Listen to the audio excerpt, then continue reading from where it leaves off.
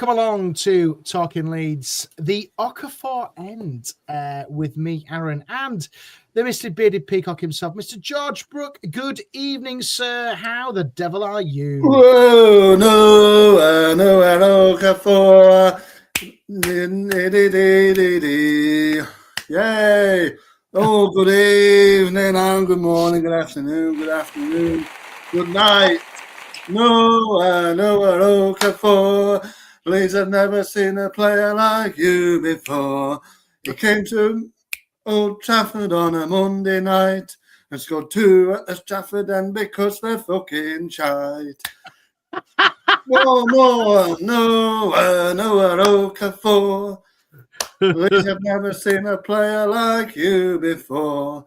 Wow. He came to Old Trafford on a Monday night and scored at the Stratford End because they're fucking shite. Wow, what an introduction. What an introduction. Yay! Yes, they might pull me hair. Whoa, oh, yes. It needs a man bun. Yes, he did. Well, he did have one, didn't he?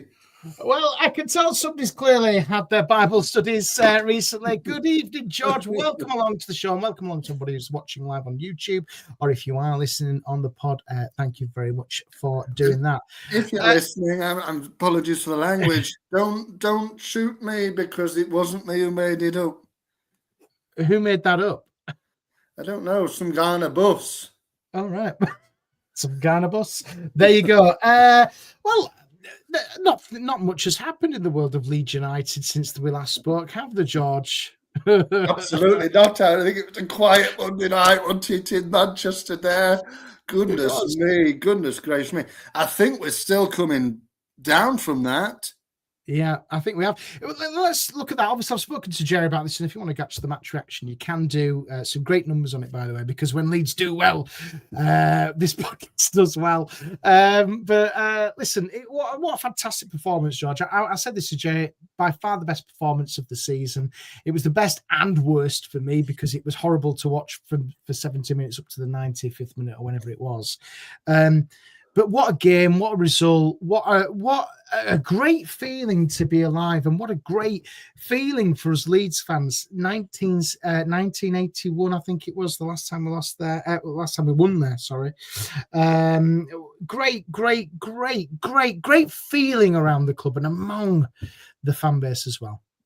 Yeah, I just think, moments like that, Aaron, the generational, they don't come across very often. And it was, I was a bit like everybody. I know, sorry, Michael, I just had to do it, you know what I mean? I was so excited about Mr. Okafor building the statue outside Ellen Road. I know you're still not convinced, Anne, and I don't know why, but I'm sure we'll get into it. But yeah, look, it was a fabulous evening, one that I don't think we will forget in a hurry. I think most of us are still coming down, and it's Thursday from that. I know Lou went, didn't he? And he said it was one of the best days of his life. It was all he could think about, he said yesterday, still. And I think that's most of us. We're still reveling in it. And why not? We don't beat them very often, particularly at their place. It was an absolute, like Jimbo said, another fart masterclass. And, it was the lads just put in a real good effort. I didn't expect them to do like that, but they just went for United straight from the off. It was like they didn't give them a moment. We should have been one up within a minute or two. And then we got the goal, and it was one of them, man, where you feel like you can't celebrate too early. You're going, oh, yeah, great. But wait, it's only 4 minutes on the clock. And, we banged in another one. We should have had, let's be honest, we should have been out of sight by the time half-time roll around, shouldn't we really? But it is what it is. We held on. I thought that was, of course, it was the best performance of the season, Aaron. It's the best performance of. Well, I've got a poll going, so if you are watching live, you can get involved in the poll. It is on a live poll. Was it the best performance of the season? Yes or no? And there've been some good performances this season. Obviously, we can think about Chelsea. We can think about, some other performances this season. But for me, George, it was the best performance of the season because Leeds just completely dominated from that first half in particular. And what's got me excited about this, and I know that the pundits on Sky, Roy Keane and Gary Neville, shut up, stop being biased, and give Leeds some credit. And they didn't want to; they couldn't do it. Nope.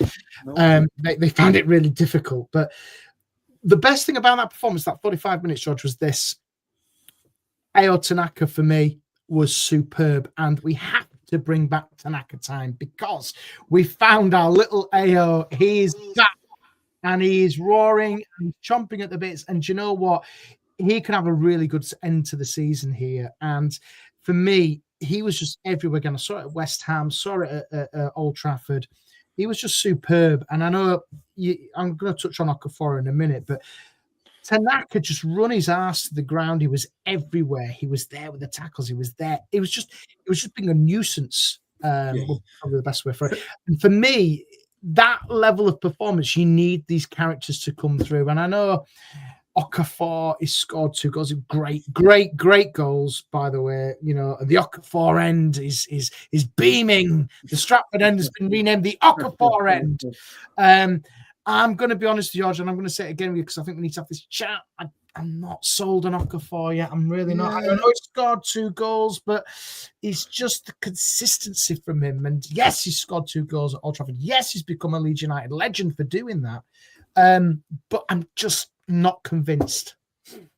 Yeah, I mean, that's a real shame. I mean, I do understand it because he's been injured quite a lot. And I do understand your inconsistent kind of comment of it. It is and that's the only reason, because I'm pretty sure if he was straight in the team all the time, he wasn't injured, he'd score a lot more goals than the 6 that he's got. But I think just he's a bit of a silky player, maybe a little bit of a luxury player for us at the moment. And when he comes up with goals like that, like you said, he's a legend at Leeds now. Like Beckford, I know Beckford scored a load of goals, but if he didn't score all them goals, he would have still been a legend for that goal at the very same end of that very same stadium all them years ago.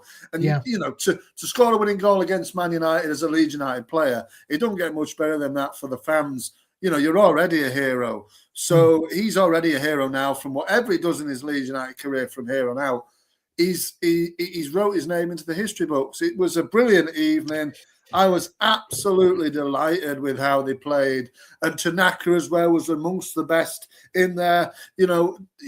Calvert-Lewin, didn't score the goals, but that goal-saving header at the end was as good as a goal. So he played his part. Obviously, made the most of that hair pull and got the lad sent off.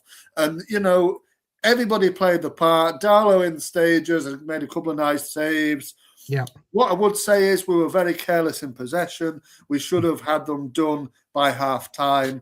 That's what I'm saying, George. But the Tanaka chance right at the end made it 3-0, and Old Trafford would have emptied. It really would have, and that would have been great to see. But ultimately, it didn't happen. It doesn't matter because the result 2-1 is fantastic. But just for me, just watching that level of performance, the passing, the aggression, the press, everything was there. And you have to say, I know I have as well at times this season, right back at the beginning of it, we've questioned Mr. Fark, but this for him was the statement result which he has needed to give himself. And that board now, if he keeps us up, which I'm starting to think he will, we need to keep this man in post for another. I think he deserves another 2-year deal on this. I really do. And I think it's important because the players and potential transfers, if we do stay in the Premier League, are looking at this team and thinking, right, that's where I want to go and play my football. Yeah, I mean, I agree, Aaron. And I know I've seen some fools say, "Oh, Areola's out of contract," or "Go and get Howe, and it'll take us to the next level" on Twitter. But for me, why do you want that when you can build something here? And Fark has got us to the first semi-final of the FA Cup in decades, and he's beat his old enemies at Old Trafford, and it's just phenomenal. He's done a phenomenal job, and he needs a lot of credit, I feel. And I think, yes, you could say we kind of lost it 70th minute, but it was always 2-0 is always a dangerous scoreline in football. It really is. Even if you're down to 10 men, it's still a dangerous scoreline. We saw that with bloody Wigan, under Bielsa. Playing against them is never easy. And they just and they had quality, did Scum. Of course they did. But it doesn't matter. We've got it done. Yeah, look, I mean, Fight deserves a lot of credit. I mean, I know I've been his worst enemy, on here talking about how changing the managerial positions, but come on now, let me hear this from you. But I always do it. But does he deserve another? Yes, does he deserve an extension? Yes. Only for that, Aaron. I think that he does. If he keeps us up, then I believe for that win, getting a win there as well, I believe that he probably should. But I don't think he will. I don't think he will. But I loved the passion at full time from him, sinking to his knees. You can see what it meant to him, and the boys clearly love playing for him. So for me, Fark deserves a hell of a lot of credit. Like I said, David said to Farkin, of course, he deserves a hell of a lot of credit for that. And I love the way that the passion came through for Leeds from him, and you love that, to see that from the manager. And he obviously clearly has a lot of affection for club, as he should. He's been there for nigh on 3 years now. Thank you, Peter. I just washed my hair. That's probably why it's down like such. But there you go. And it's ready for, what's his name, Martinez, to go and have a pull on if he wants to. If we get another red card, that'll do. But look, I think, I think he deserves it. He deserves a special mention. I think that he got the tactics spot on. He's finally over what a historic couple of, 8 days or so for him. But in those 2 away games, Aaron, we saw what Leeds United can do if you press a team and actually go for them, because we did the same at West Ham. We did the same again at Old Trafford. Doesn't matter, league positions, trepidation, of the game, etc., etc. Just go for them. And that's what we did. And you saw how, crumbly Man United were on Monday. Well, they couldn't handle. No, they couldn't handle anything. It was clear as day who were the better side. But you would have thought that Leeds were challenging for the top 4 here with that level of performance. They were just phenomenal, and we've seen that as well at Chelsea at home earlier on in the season, a similar level of performance. And I think the only downside is that we didn't score more goals. And I think scoring goals is still an issue for me with Leeds, and we should have technically been 3-0, possibly 4-0 up at half time. And I think moving forwards, I think that's where the board, the club, FARC, the recruitment now needs to start thinking about how we can convert these chances. We need another 10, we need another striker, ideally another winger. I think we need to really recruit right again in the summer. But you can see, if we get that quality in, you can see Leeds not being flirting with relegation. You can see them pushing up into mid-table next season if they get the recruitment right, and if they get the quality. And I think Fark's the man to do that. I really do. I really do. I think if they get, there needs to be cherry picking players now. Getting rid of some that aren't good enough. We know who they are, and then bringing in some real quality. Because you're right, Aaron. We should have had it done and dusted by half time. But when you look back on results as well from this season so far, there should have been games done and dusted. Newcastle away. I'm thinking there's a prime. It was 3 points drop there. There are games this season where you can look back and go, we should have had that. Oh yeah, 100%. There's so many of them. There's been so many points tossed away in injury time. Added on to that, Newcastle game is a prime example. But we everybody's still on a high, but we still got to beat Wolves on Saturday. Collins says a 3-0 Saturday. Mighty Whites. He's talking about the Chelsea, the FA Cup. He's not scared of them, I think he said. But I think the summer, a striker is key. Calvert-Lewin has been pretty rubbish from Christmas onwards, basically. From the turn of the year, he's been pretty poor.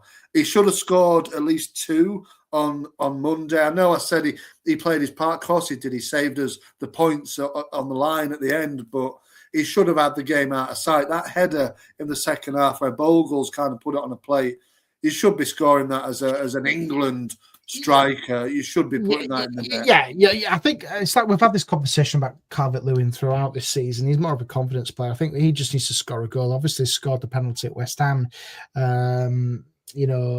It's just confidence. I think he just needs a goal from open play, if I'm being honest, and then the goals will start to come, because it reminds me so much of Bamford, that it just seems to be confidence type player. But listen, I don't want to dwell too much on this, because we've got lots of stuff coming up. We've got top or flop. We've got Tanaka time, because Tanaka's brilliant. We've got him back, and we've got we want to talk about the FA Cup semi-final as well. We've got loads of stuff to talk about, but before I move us on, I just want to touch on what Mike Lees said. He's got in contact in the comments. Do keep them coming, because we do love them.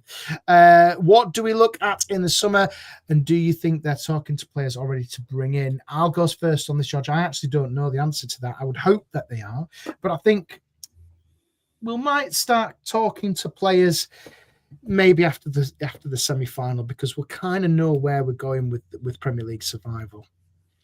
Yeah, I think they'll have pinpointed who they want. There's no doubt about it. But it's just it takes a lot of time getting transfers over the line. It doesn't happen quick. So I'd hope that they've pinned who they want.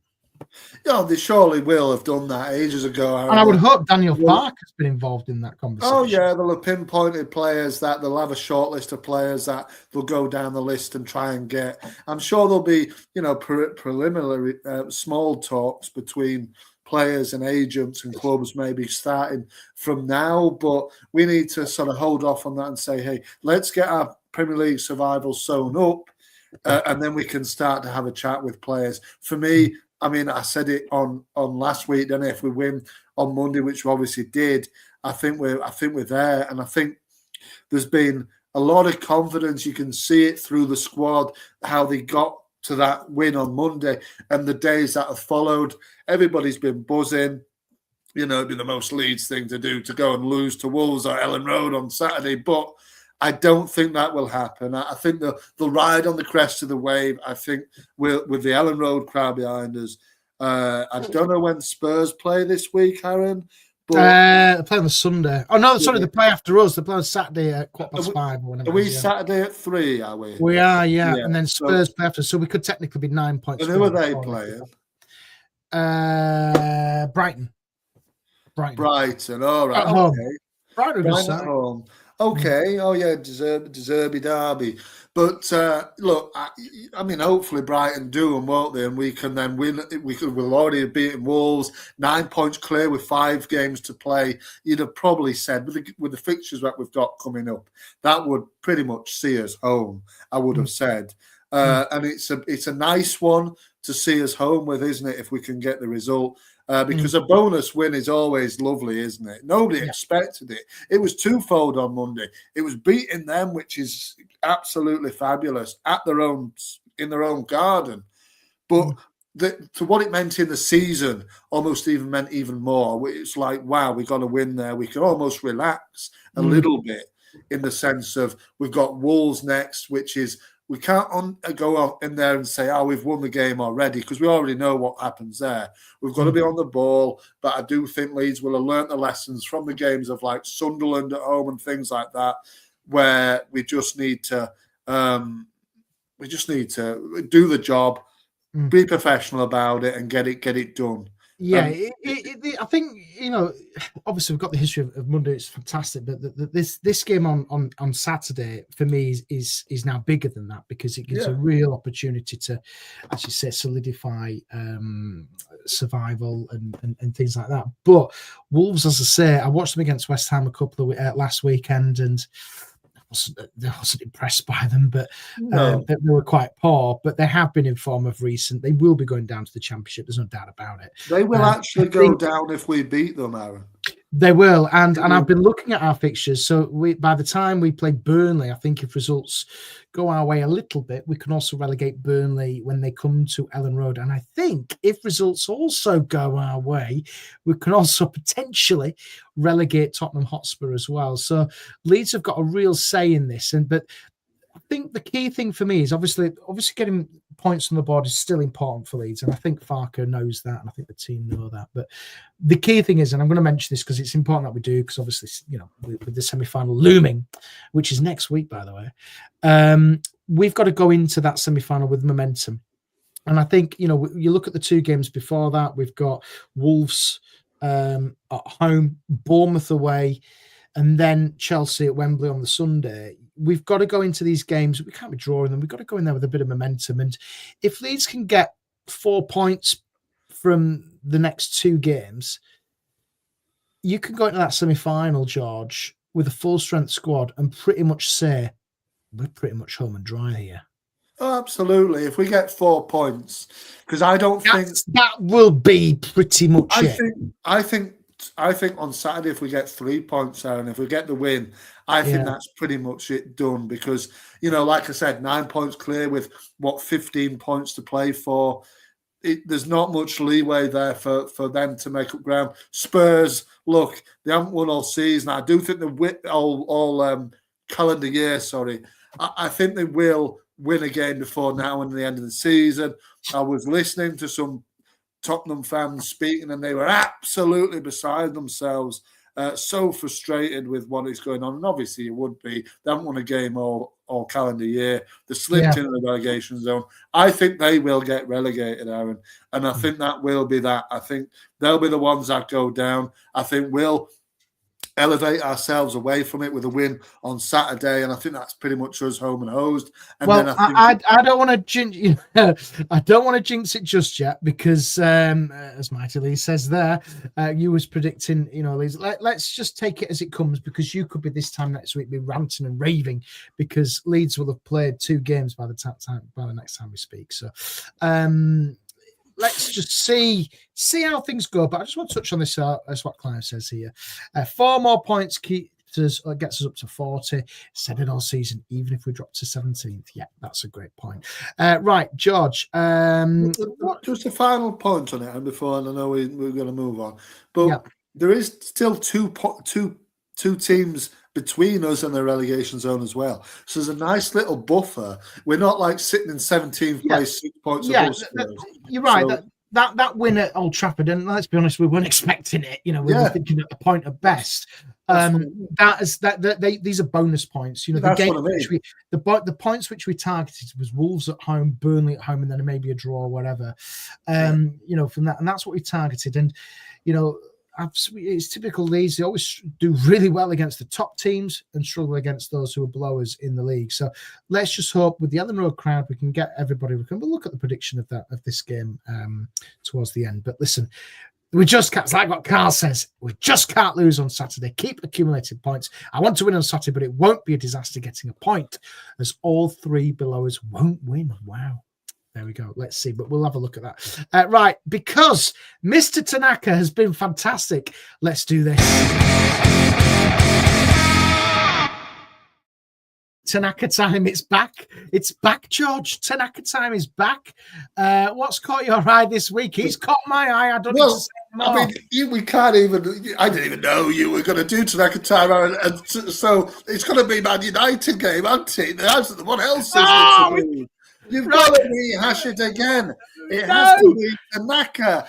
It has to be Tanaka over the last bit of time, the 2 weeks, whatever. This week, last week. It's just good. So we're both agreeing it's Tanaka who needs to be back for his own feature. Tanaka time. Tanaka has just been superb over the last couple of weeks. He's found his form. The West Ham game is still in my memory how superb he was. As he was absolutely knackered come the second half. At Manchester United, but how good is it to have him back at his best? Well, it's lovely. I mean, it's lovely that Mr. Farker's seen sense to put him back in the team. I mean, I know it was the FA Cup game and he was probably going to play anyway, and if he'd had a rubbish game, he'd have probably been out again for the United match. But, as it was, he had a storming match, and the confidence again, I said it last week, Aaron, it's coursing through his games for his veins from that game at Wembley against England. I believe it, even though he only played the last 15 minutes, something like that. it's from there that he's gone on and he's shown this real good form. There's now been talk of him wanting to leave Leeds and go somewhere else, but obviously there's paper talk. Everybody latching on to the fact that he's having a good few games. The only thing that was missing again, I know he did score at West Ham, was a goal. He should have scored that third. I don't know why he's taking an extra touch. Just put it in the net. The goal was gaping for him. That extra touch gave Martinez the opportunity to get back, but he was smashing into them. He knew the assignment and he got it completely right. He was absolutely fabulous. I want to get people's comments on Tanaka because there's some coming in which are great. I just want to put Colin here. He says, Fark still seemed to cool the enthusiasm of Tanaka during his press conference today. And Liam B says, Ayo Tanaka must start every game from now on. He was outstanding on Monday. Yeah, I think we're all in agreement there. We've got to see more of Tanaka towards the end of the season, haven't we? Oh, yeah, 100%. He has to, unless he's, injured for whatever reason, he has to start games, Aaron. Just start him. He gives that creativity. He gives something that the others kind of don't. Aronson is probably the closest one to what game he plays, but he's not as precise and as good on the ball. Brendan was a little bit wishy-washy for me on Monday. He had a lot of the ball, but he didn't seem to do the best things with it. A few of them dropped into that category as well. Bogle for me as well was fabulous work rate, but the end product more often than not was the decision making was pretty poor, really. To be fair, but ultimately Bogle is done fabulous as well. Okay, there we go. Then right, that's Tanaka time for this week. He might not be back next week. Who knows? Right, okay. So, George, let's have a look. What have we got on the list? Oh, FA Cup semi-final, George. Have you got your ticket? No, I haven't, Aaron. I know you have. I know some of the lads, in the LS11 chat that we still have going, of course. I think they're going. I think Ryan's going, isn't he? I think Lou's trying, but that's where he said, of course, it was the best night, one of his best nights of his life at Old Trafford, so he can't complain too much. So the lads are trying to get them. I know you've got it, Aaron. How have you sorted your travel or what? Yeah, my brother's driving. We've got it all sorted, so he's he's quite happy to drive down. So he's got a ticket as well. Yeah. Oh, yes. There's 4 of us going. So, yeah, we're looking forward to it. It's going to be great. I'm looking forward to it. It's going to be a nice occasion just to go down, enjoy it. We're not going to, they're still there, the bloody playoff final, all that nonsense. Hopefully, will give us a scarf. I want a new scarf and I want to have FA Cup semi-finalist on there because that's important. Because you can buy one of them ones outside. No, I want the free. I want the freebies. So yeah, listen. FA Cup semi-final. The ticket system, I believe, has been a bit easier than the Championship playoff final a couple of years ago. So I'm glad that they've got that sorted. But it just seems to me that the cost of this is just ridiculous. I've seen the Club Wembley tickets. It's just extortionate. They're trying to fleece the fans as much as possible. But it's going to be a great day, George. I know you're not going down, but you'll be watching it. What about the fan pack? Have you heard the what is it in Leeds? Is under the fan zone? Is it the O2 Academy or whatever it is? I don't know. Oh, right, the fan zone for this game. Yeah, get yourself in there. Right. Wow. I mean, look. You'll have a great time, like you've always said, Aaron. The further we've gone in the competition, it'd be great to have a day at Wembley without any pressure. Yeah, exactly. You get freebies and things like that. But obviously, Clive seems very excited for Wembley. And are you going, Clive? You can meet up with Aaron if you like. So I don't know if you're going. Are you going? I don't know, but I'd be interested to see who's in the comments who's going, see if they've got a ticket. But yeah, listen, it's because I've got a season ticket, Mighty Leeds. It's not because I've got freebies. I don't get any freebies for doing this. So come on. I'm looking forward to it. It's going to be a great day. It's going to be a momentous day. It's going to be fun. And do you know what, George? The more I think about it, the more I think about the West Ham game. I think about the Scum game. I think Leeds will beat Chelsea. I really do. Well, Clive said, and he's also said you hate him, apparently. You do your best to avoid him, but he's saying that Clive says he thinks we're also going to beat them. Obviously, like you said, we're unbeaten against Chelsea in 2 games this season. Obviously, we beat them at Ellen Road and drew with them at Stamford Bridge. So you never know. We're not scared of them, are we? We can still keep going. And we are realists. Here we are, 3-9. It's still coming in the post, fella. You've got to wait. I told you it was Royal Mail. It's a slow moving thing. Yeah, Colin says he may buy even by a match pro. Is Colin going? Are you going with? Aaron? Yes, he is. Yes, he's Colin. Yes, it'll cost him £20 to get a program, I'm sure. But yeah, listen, it's one of those you've got to savor these because these don't happen often. And I just hope those who want to get tickets and are trying to get tickets, I hope you get them because this is just a great opportunity, and I hope many fans will travel as well down for this. It is London Marathon next Sunday, so just prepare yourself for that. But listen, I hope people who want to get them, I really do mean that. Yeah, no, it's one to savor this. Yeah, I mean it's one to look after and say, hey, I was there. Particularly if we get to the final. Then if we get to the final, Aaron, it's another one again, isn't it? It's wow. Okay, we're in the final, and can we go then and win it against all odds? I'm pretty sure we'll probably be playing Man City, but you never know. No. Even so, Wigan went and beat them, didn't they? That time in the final, so they are beatable. Palace did last season as well, didn't they? So they are beatable at Wembley as well if we can get it right and beat COVID. And Mighty Leeds says he's not been able to get a ticket since before COVID. Liam, all the players all worked as one. Ampadu was masterful as captain. DCL kept the scum defence busy, held the ball up, the substitute. Yeah. I mean, look, he's talking about Man United, of course. I think he or somebody else said that the defence was very good without Rodon as well, which was a really big plus. The only defender on that note, I thought that struggled slightly, Aaron, and I want to see if you agree. Was JJ, James Justin. I thought he just struggled slightly other than the rest of them, really. But no, he didn't. He was superb. He was very good, but I think he just struggled a little bit. I'm sorry, but you can't argue with this because they were fantastic. Anyway, I'm not arguing. I'm just saying, out of all of them, I think he just slightly struggled a little bit as the game went on, but they were fabulous. They were fabulous. Colin says I'm going to buy a half and half scarf. No, I won't. I hate them. I really do. No, come on, buy a half and half scarf. It's a day out, isn't it? Waste of time. Right, anyway. So yeah, we're looking forward to that. Anyway, right, let's get into this because I've got a special one this week.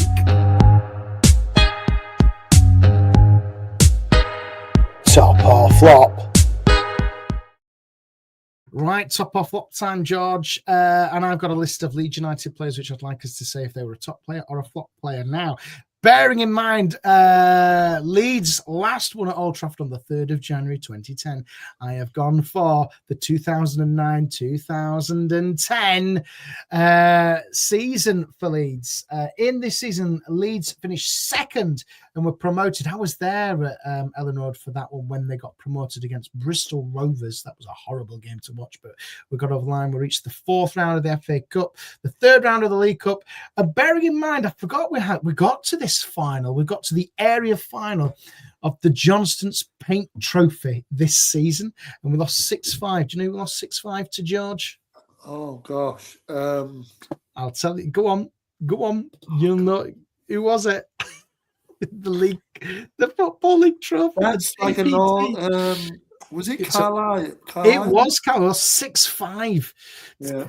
To Carlisle United in the Johnston's Paint Trophy. Look at that. What was that? 16 years ago, we could have been going to the Johnston's Paint Trophy final. And we'd have all been there. I can't remember what I did yesterday, but I can remember who we lost in the area final all those years ago of that particular competition. I was getting excited. I can remember back then I was getting excited for we can go to Wembley here and go watch us win the JPT. And it was yes. So exactly. Yeah, it was the only opportunity we had to get to Wembley, wasn't it, really? Yeah.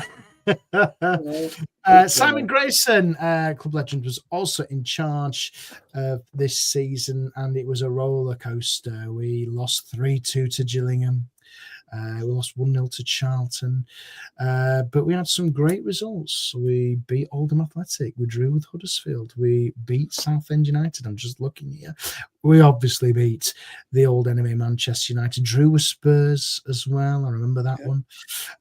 Lost 1-0 to Liverpool in the League Cup. So there you go. That is that. But I have got 5 players from this squad in there. Tell you what, let's have a quick game. Can you name the starting 11 who started against the Scum game in the FA Cup? Oh, it was 4-4-2, was it, Aaron? Go on, who was in goal? Oh, it was Ankergan in goal, wasn't it? Back 4 of... was it Hughes, Kisnorbo, Naylor, Lowe? Yeah. So far, so good. What was your midfield 4 of? Man, now you're asking a question. Obviously, Howson, Kilkenny. Yeah. Was Snodgrass. No, he did come on the 77th minute. Oh, man, there was Bradley Johnson, perhaps? Bradley Johnson was, got yellow card. No. Doyle. Yes. And who was up front? Well, it was Becky and Beckford. It was, you never subs. Oh, gosh. Snodgrass. Yes. Grella, perhaps? Yes, it was, what's his name? Shane Higgs, maybe the goalkeeper? No, it wasn't. No. Oh, sod it. Oh, no, I don't know. All right, I'll give you the rest. David Prutton was. Okay, David Martin and Capaldi. AD White as well was also on there. He came on the 92nd minute. Anyway, forget that. That was that. Good knowledge there. But George, I have got your first top or flop, and I'm going to start with, at the time, was Richard Naylor. Richard Naylor was the club captain. He joined Leeds from Ipswich, made 66 appearances, scored 4 goals. After us, went to Doncaster Rovers, and then he finished his playing career at Rotherham. He was the caretaker assistant manager of Leeds in 2013, and he was also the under-18 manager from 12 to 14. So Richard Naylor, George, was he a top player or a flop player? I think he was a top player for the time that he was there. From what I remember, he was a tough tackling centre back. Once he'd throw his body on the line for the team. I always remember, I can't remember who it was. I listened to an interview with somebody. And he said, Nails, he was always in shower singing March On Together when he played for, I think he played for Ipswich or something like that. So he loved Leeds United. He was from Yorkshire somewhere, I think he is, isn't he? And he just, he was a Leeds fan, loved the club, came to us, and he did his best for us. And obviously, like I said, he lined up against Man United, beat them at Old Trafford, and I think for that, he goes down in club folklore, really. I think, like he captained the team. I remember he scored a couple of goals on Easter Monday, and we beat Liverpool, I think it was 2-1 or something like that. I think he scored both goals, if I remember correctly. Clive will probably back me up on that one if he remembers it. So, top player or flop? Top for me. Top. I'd agree. Top. Liam B says top as well, as does Clive as well. Top.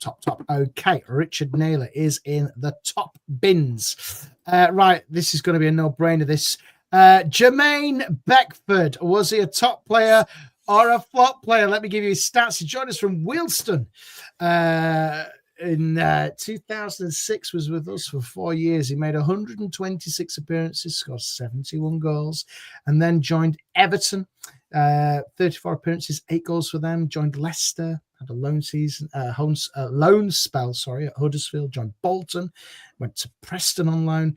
Joined Preston, I think under Sammy Grayson, it was in 2015-17, and then finished his playing time at Bury in 2019. There is no need for me to say anything on this, but I think we are in agreement. He was a top player. He was like Liam says, he's an outstanding player for us, Aaron. Like I said earlier, Okafor's, he's a legendary player now. He's a historic player now for his goals at Old Trafford. Jermaine did it 16 years before, and if he didn't score all them goals like you just said, he would have still been an iconic, legendary player, because it just doesn't go away if you win a game at Old Trafford wearing a white of Leeds United, does it? And that's what he did. He was so much more of a quality player before he did that for us. Such an important player, scored so many goals so many important goals as well. He really found, I don't know if say he found his level at League One, but he found a home in that level of League One, and then he obviously went up to the Premier League from League One. He bypassed the Championship completely. Obviously, played it in there later on in his career, but he deserved his shot at the Premier League when it came for him. And obviously, he still loves the club. He's still regular, isn't he? On punditry, was there at the West Ham game, wasn't he? And every time we're in the FA Cup, his goal gets wheeled out. So but he's always on. He loves it. He clearly has a real affinity with the club, and it's great. He speaks very well about the club. He seems like a really nice chap, and he scored a lot of goals. And my youth will never forget Jermaine Beckford. He was, one of my favorite. He was, if not my favorite player, Aaron. Absolutely. Growing up, he was absolutely fabulous. And what shirt am I wearing, bro? When he was asked about it, Crew, wasn't he? When he scored that winning goal, and and then he's serious. It was just great. He loved Leeds. He still does, clearly, and he's a legendary player.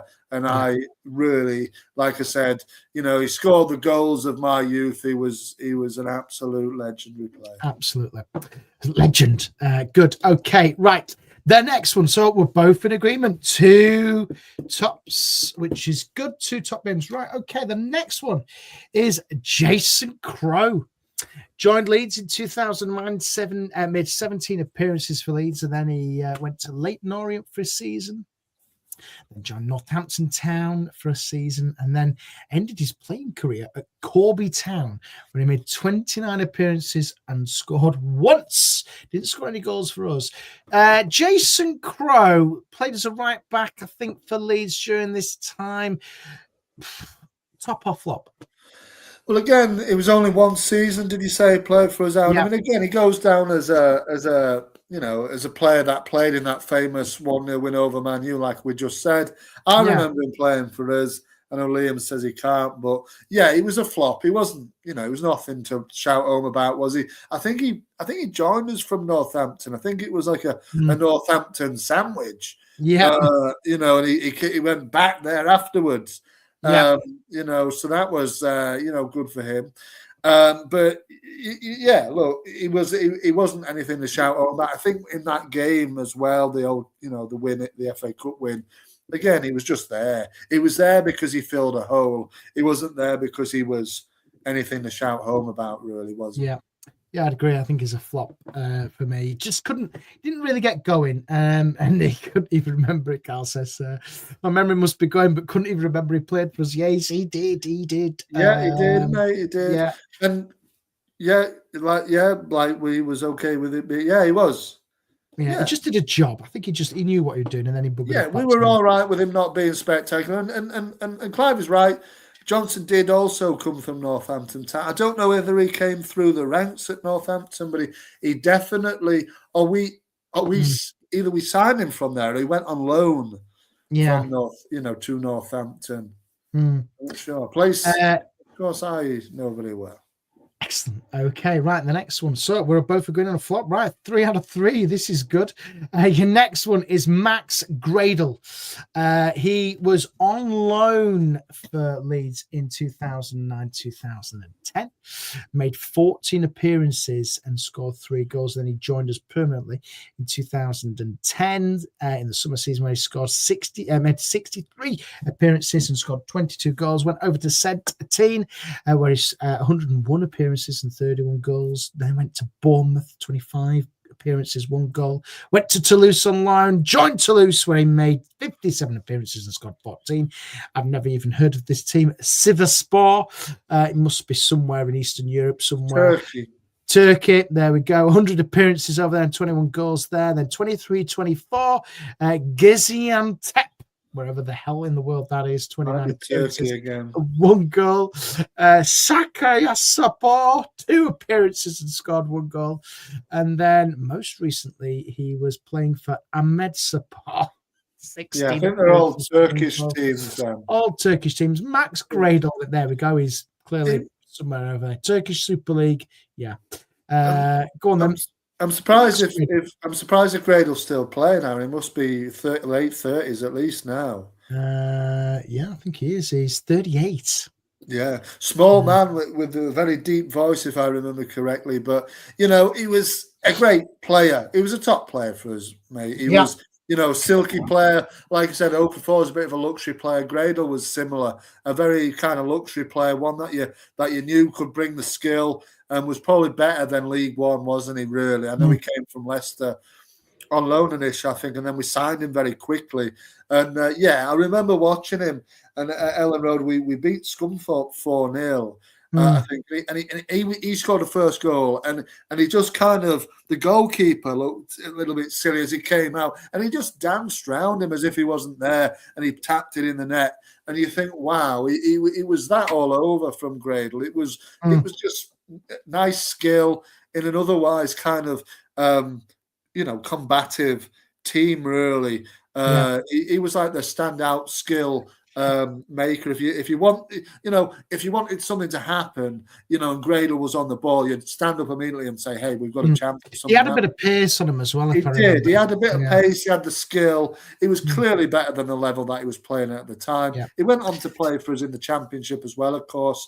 Like I said before, going into France with Saint Etienne. So he was a really good player for the level that we were at the time. So we're saying top? Top, yeah, absolutely. Yep. Just want to jump into the comments. Lots into the comments. Gradle, top. Great winger for us at the time. Top player, injury concerns. Colin says, I can't remember most of the players you're talking about, but I am getting old. This is why we do this feature, to open up the former players of Leeds. Would have loved to have kept him. And like we'll end on this one. Carl says, another one who we had to sell. It was great for us and was getting better. Right, George, we're doing really well here. 4 tops, 1 flop.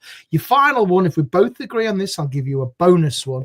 Casper Ankergren was a goalkeeper. Is the assistant goalkeeping coach. Do you know where, George? I think he's Brighton. No, he's not. West Ham. No, he's not. According to his Wikipedia page, he is the assistant goalkeeper coach of Chelsea.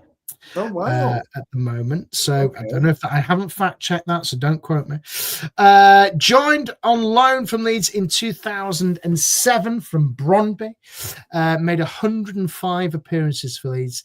And then from 2010, and this was remarkable, he spent 7 years at Brighton and Hove Albion, mainly as their backup keeper, but he made 68 appearances for them. Big stint down on the South Coast. There we go then, George. Casper Ankergren, were he a top player? Did he end his career at Brighton? I think he did. He did, yeah. Because then he was coach. He was coach at goalkeeping coach at Brighton for a bit. I think he did go to West Ham for a little bit as well. But he did. He was the lead first goalkeeper coach in 25. Yeah, I thought he was. So that was only last year. So I thought he was. But you're right. He might have gone to Chelsea. I actually really like Clive. I really liked Ankergren. And I'm going to say he was a top goalkeeper for us over the years that he played for us. The League One in that green and black kit, the orange as well, which was very similar. And I remember him quite well, really. I don't think he, like many goalkeepers we've had, he's got a mistake in him. Of course he did. But I think in general, and in that particular Old Trafford game, FA Cup match, he was outstanding in that. He made plenty of really... he was putting himself on the line for the team, and that's what he always seemed to do.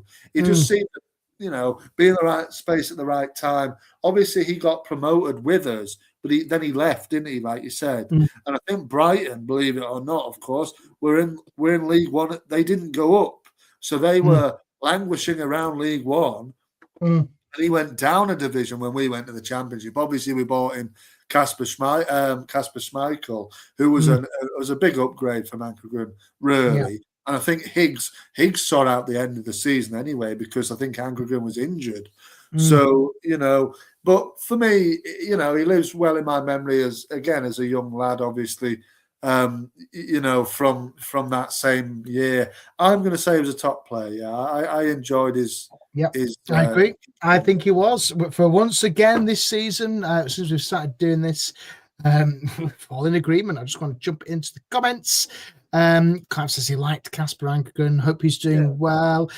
Carl says, I'd rather have him in goal over Melier, even now at about 50 years old. Now, I know some things about Mr. Melier. I can't say on there.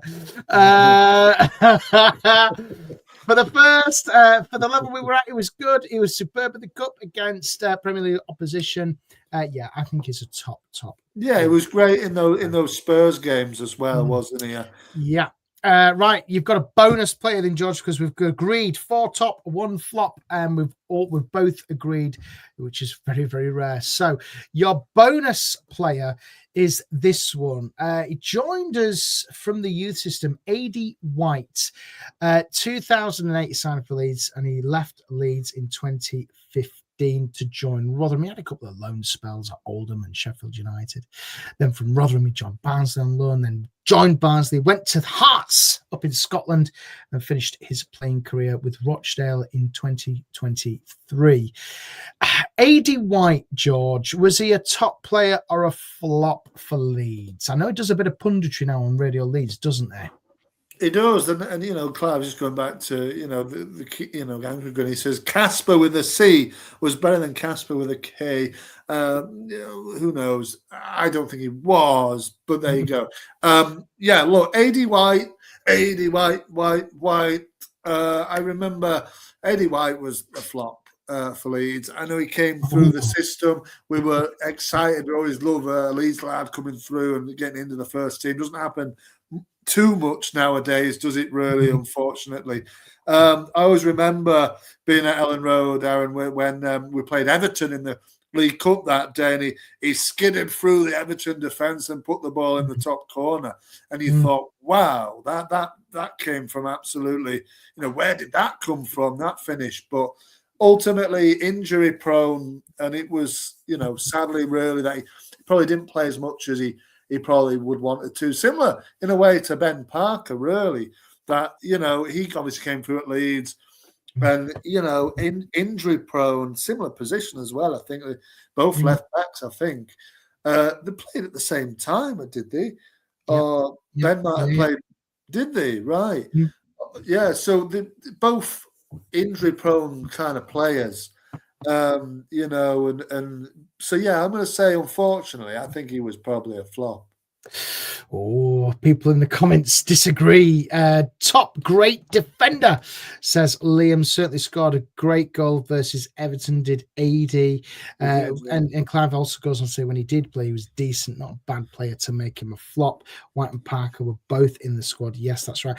I'm going to agree with you. I think he was a top player, George. He just had that little edge. He had a bit of pace on him, but he also defensively did the job as well. And I thought he was a top player. So we've had a little disagreement there. Yeah, I thought he was, like I said, he had a bit of pace. He had a little goal in him now and then, but just injuries seemed to hamper him quite a lot, which was a real shame. There were 30 odd players. I could have made more. We might have to do another one on that because there's so many players in there. But that was your top or flop for this week.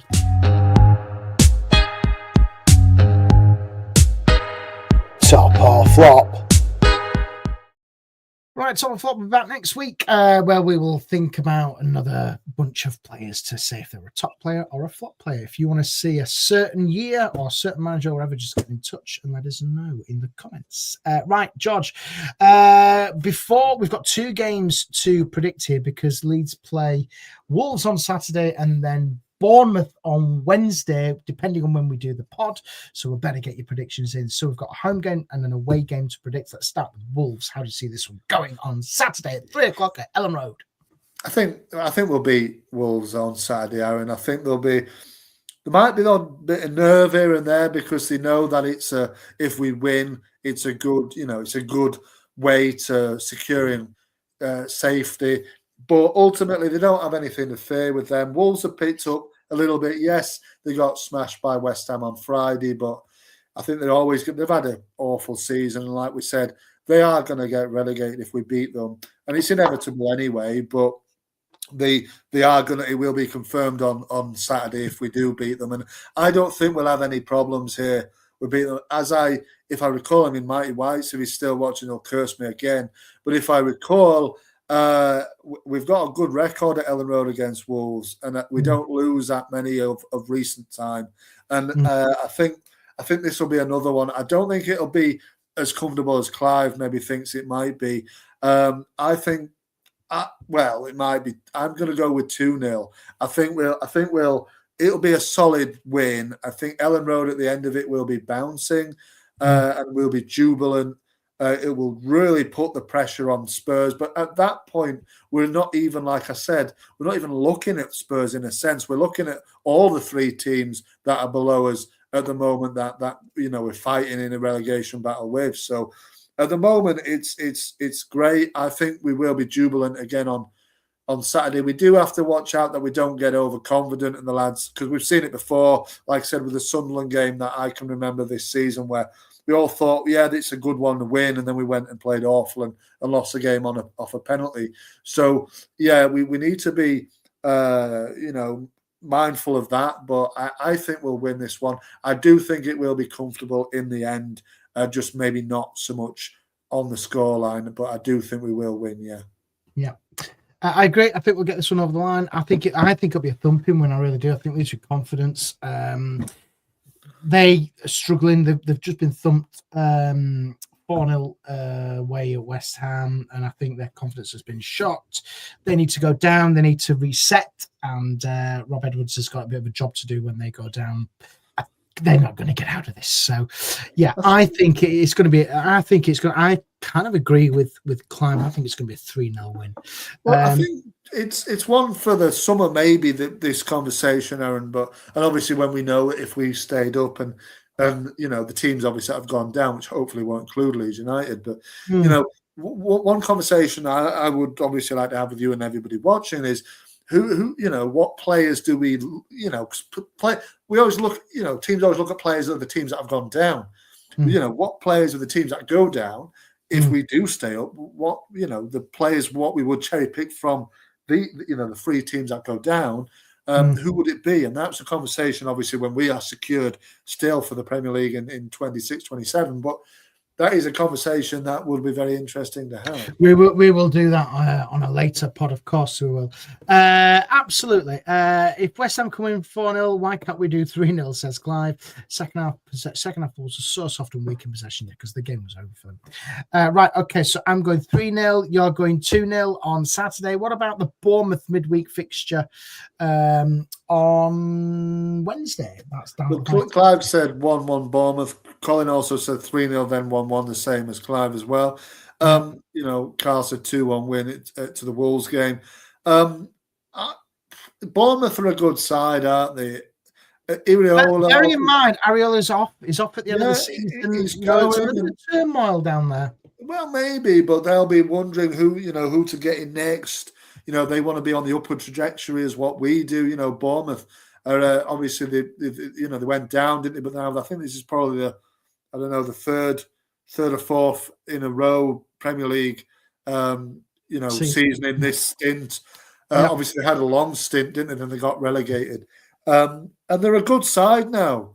We've got to watch out, of course, for the Brazilian lads, even Nielsen and Ryan. But there's a few of them that can cause real issues, and they've just beaten Arsenal. We've had our own jubilation. They've had their own at top of the table. Arsenal on Saturday, wasn't it? So they'll be full of confidence as well. Yeah, relegation fears obviously that were there probably 2 or 3 months ago is obviously well and truly put to bed. I think we'll lose that game. Unfortunately, particularly if we win against Wolves at Ellen Road, I think Leeds might struggle to keep that intensity going with one eye probably on the FA Cup semi-final as well. I think we might lose, unfortunately, there. Oh, that's a shame. That's a shame. It was all going so well. I think Leeds will get something down there. I really do. I think there's a lot of uncertainty down on the south coast of Bournemouth, obviously with Areola going, and obviously this game has been moved forwards because of the FA Cup semi-final, so it allows us to kind of get some points on the board. I genuinely do think Leeds will go into this game midweek if they get a right result on Saturday. They'll go and have a bit of momentum, a bit of form. I think they'll go there and get a point. I really do. I think I can see it being. I'm going to say I want it to be a dull 0-0 draw. No, that'll be fine. If we that'll win, be fine. If we win on Saturday, yeah. And that'd be absolutely fine. But I do think that game is quite important because you've got to go into that semi-final with a bit of momentum, a bit of positivity around the place. You don't want to go in there and losing, traveling all that way and then traveling all the way back and then going back down to London a few days later. It's, excuse me, you just got to go there and get a positive result. I think a positive result for me would be a draw. Every time you're away from home, a draw is positive. So there we go. Right. I think now we've won. I think now we've finally won another game away, particularly there. Again, it's so much confidence building. Yeah. But, you know, I agree. Like, now we've won a game away from home. I don't think you're fine with a point. As the games go down, after that game, there's 4 games to go. You know, that's another game down. As long as we win on Saturday, I'm absolutely fine with a draw away at Bournemouth on Wednesday. Absolutely. Yeah. Good stuff. Right, well, we'll be back at some point next week, digesting all the stuff that's happened. Looking forward to an FA Cup semi-final. Got all sorts to look forward to in the running. So, George, thank you very much. And a big thank you to everybody who has been watching live on YouTube. Don't forget to give us a like, give us a subscribe. We want to get that 500 number. I think we're only 50 or so away from it. So if you could, if you're listening on a podcast, please do go onto YouTube, type in Talking Leeds, and give us a like and a follow on there. That'd be great. We'd love to get that up before the end of the season. And keep watching us for some more good content. Me and Jerry will be back with match reaction on Sunday. George is doing lots of Bearded Peacock stuff. And yeah, like Clive says, they're 450. We're 50 away. And we'd love to do it. It costs no. Come on. Do us a favor, just give us a like and a subscribe. George, thank you very much, my bearded friend. You need to go and put your hair in a bun. Yes, exactly. Like we said, we don't want him coming and pulling it again. Otherwise, people will be coming to pull your hair. Exactly, yeah. Well, they'll get a red card, won't they? Yeah, they will do, yeah. Cheers, everybody. And on to the next one. We'll see you later. The next one.